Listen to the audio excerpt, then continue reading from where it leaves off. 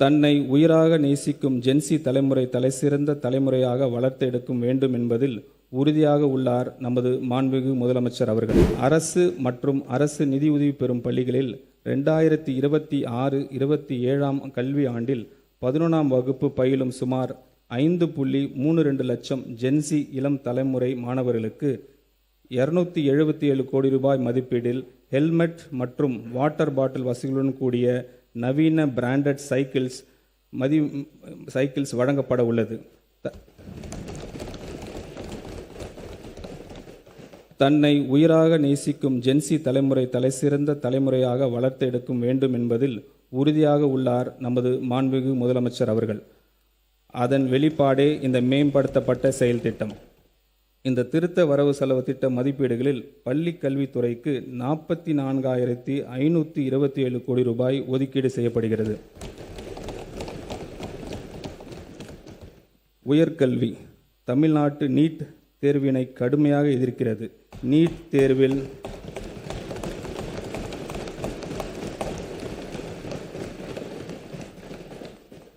தேர்வில் தேசிய அளவில் நடைபெற்று பல்வேறு குளறுபடிகள் மற்றும் வினைத்தாள் கசிவு ஆகியவை எதிர்கால தலைமுறையினை உயர்கல்வி வாய்ப்பினை பெரிதும் பாதிக்கின்றன. எனவே நீட் தேர்வு முறையான நடவடிக்கை ரத்து செய்து முந்தைய முறையான 12ஆம் வகுப்பு பொதுத் தேர்வின் அடிப்படையில் மருத்துவ கல்விக்கான சேர்க்கை தொடர்ந்திட ஒன்றிய அரசை தமிழ்நாடு அரசு வலியுறுத்துகிறது.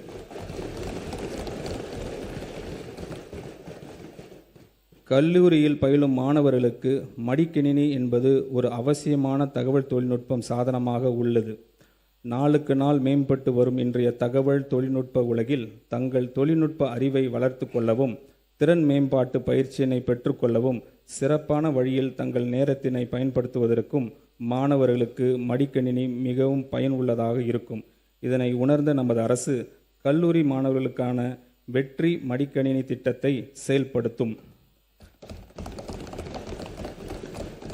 2000 கோடி ரூபாய் ஒதுக்கீட்டில் இத்திட்டம் கல்லூரி மாணவர்களின் கற்றல் திறனை மேம்படுத்தும் ஒரு கருவியாக அமையும்.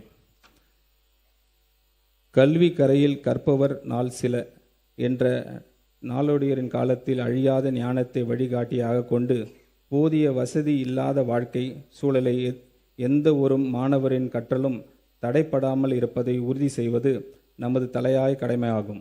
மாநிலம் முழுவதும் மாணவர் தங்கும் வசதிகளை மேம்படுத்தும் நோக்கில் 10 கோடி ரூபாய் ஆரம்ப மூலதனத்துடன் தமிழ்நாடு மாணவர் தங்கும் விடுதி மற்றும் இன்ஃப்ராஸ்ட்ரக்சர் கார்ப்பரேஷன் என்ற நிறுவனம் ஸ்பெஷல் பர்பஸ் வெஹிக்கிள் ஒன்றை நமது அரசு அமைக்கும். TN சுடர் மாணவர் குடியிருப்புகளின் மாநில அளவிலான மேம்பாட்டு வளர்ச்சி மற்றும் முன்னேற்றம் என்ற முதன்மை திட்டத்தின் கீழ் முக்கிய கல்வி மையங்களில் 1 லட்ச நவீன படுக்கை வசதிகளுடன் கூடிய ஒருங்கிணைந்த மாணவர் விடுதிகள் கட்டப்படும். சுமார் 3200 கோடி ரூபாய் மதிப்பீட்டில் பப்ளிக் பிரைவேட் பார்ட்னர்ஷிப் மாதிரியின் அடிப்படையில் இத்திட்டம் செயல்படுத்தப்படும். இதற்காக மாநில அரசின் 20% கட்டுமான மானியம் அடுத்த 2 நிதி ஆண்டுகளில் 640 கோடி ரூபாய் வழங்கப்படும். இந்த திட்டம் பரவலாக உள்ள தங்கும் இடங்கள் ஒருங்கிணைத்து உயர்தர வசதிகள் கொண்ட கேம்பஸ்களாக மாற்றி அமைக்கும்.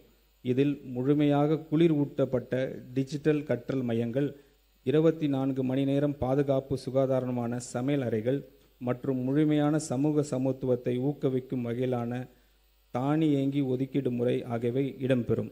வரும் ஆண்டுகளில் பல்வேறு சமூகங்கள் மற்றும் மதங்களை சேர்ந்த இளைஞர்கள் TN சுந்தர் திட்டம் ஒன்று சேர்க்கும். 2027-28 கல்வி ஆண்டில் மதுரையில் சீர்மிகு சட்டப்பள்ளி தரத்தில் மேம்பட்ட சட்டக்கல்வி வழங்க சிறப்பு அரசு சட்டக் கல்லூரி 300 மாணவர்களின் சேர்க்கையுடன் தொடங்கப்படும். இந்த திருத்த வரவு செலவு திட்ட மதிப்பீடுகளில் உயர்கல்வித்துறைக்கு 8393 கோடி ரூபாய் ஒதுக்கீடு செய்யப்படுகிறது. தொழிலாளர் நலன் மற்றும் திறன் மேம்பாடு, பெட்ரோலியம் பொருட்களின் மீதான தேவைகளை குறைப்பதற்கும் சுற்றுச்சூழல் மாசுபடுவதை தடுக்கவும் ஒரு நடவடிக்கையாகவும் வாகன மெக்கானிக்ஸ் மற்றும் வெஹிக்கிள் மெயின்டெனன்ஸ் பணிகளில் ஈடுபட்டுள்ள நபர்கள் மின்சார வாகனங்களையும் பழுது பார்ப்பதற்கு வகையில் மின்சார வாகனங்கள் மற்றும் மெயின்டெனன்ஸ் ஆஃப் பேட்டரிஸ் குறித்து பயிற்சி வழங்கப்படும். அடுத்த 5 ஆண்டு காலத்தில் 12,500 வெஹிக்கிள் மெக்கானிக்ஸ் உட்பட மொத்தம் 22,500 நபர்கள் இத்திட்டத்தின் வாயிலாக பயனடைவர். இத்திட்டத்திற்காக நடப்பு நிதியாண்டில் 3 கோடி ரூபாய் நிதி ஒதுக்கீடு செய்யப்படுகிறது. தமிழ்நாடு இளைஞர்கள் உலகளவில் உருவாகி வரும் புதிய வேலைவாய்ப்புகளை பெறுவதை சாத்தியமாக்கும் வகையில் அரசு தொழில் பயிற்சி நிலையங்களில் செயற்கை நுண்ணறிவு மற்றும் இயந்திர வழி கற்றல் AI and ML என்ற புதிய தொழில் பிரிவு 10 கோடி ரூபாய் மதிப்பீட்டில் அறிமுகப்படுத்தப்படும். இத்தொழில் பிரிவு ஆண்டுக்கு 10 தொழில் பயிற்சி நிலையங்கள் வீதம் 5 ஆண்டுகளில் மொத்தம் 50 தொழில் பயிற்சி நிலையங்களில் அறிமுகம் செய்யப்படும். இத்திட்டத்தின் மூலம் 5 ஆண்டுகளில் 24,000 மாணவர்கள் செயற்கை நுண்ணறிவு தொழில்நுட்பத்தில் பயிற்சி பெற்று வேலை வாய்ப்புகளை பெற வழிவகை செய்யப்படும். மேலும் 5 புதிய தொழில் பயிற்சி நிலையங்கள் 90 கோடி ரூபாய் மொத்த மதிப்பீட்டில் தமிழ்நாட்டில் அமைக்கப்படும். இதற்காக திருத்த வரவு செலவு திட்ட மதிப்பீடுகளில் 7.5 கோடி ரூபாய் ஒதுக்கீடு செய்யப்படுகிறது. மாநில அரசின் ரெக்ரூட்டிங் ஏஜென்சி மூலம் நடத்தப்படும் பல்வேறு போட்டித் தேர்வுகளுக்கான பயிற்சி வகுப்புகள் மாவட்ட வேலைவாய்ப்பு மற்றும் தொழில்நெறி வழிகாட்டும் மையங்களால் நடத்தப்பட்டு வருகின்றன. இந்த பயிற்சி வகுப்புகள் தற்போது ஒன்றிய அரசின் பணியாளர் தேர்வு ஆணையம், ரயில்வே பணியாளர் தேர்வு வாரியம், வங்கி பணியாளர் தேர்வாணையம் ஆகியவற்றால் நடத்தப்பட்டு போட்டித் தேர்வுகள் விரிவாக்கப்படுத்தப்படும்.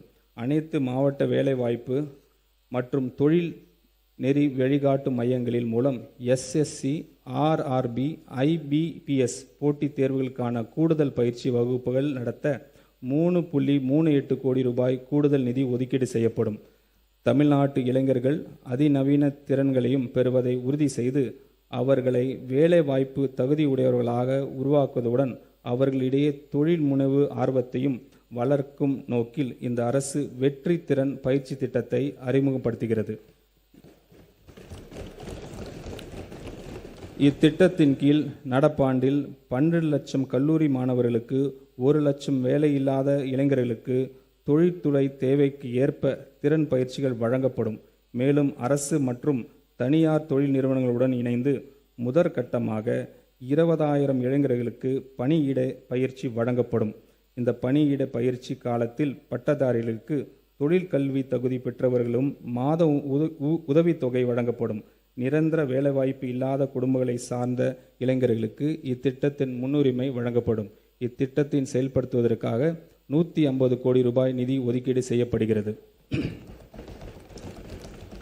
செயற்கை நுண்ணறிவு எதிர்கால பொருளாதார வளர்ச்சியும் டெக்னாலஜி இனோவேஷனுக்கு முக்கிய சக்தியாக இந்த டிஜிட்டல் மாற்றத்தில் தமிழ்நாட்டை முன் அணியில் நிலைநிறுத்திட நமது அரசு உறுதி பூண்டுள்ளது.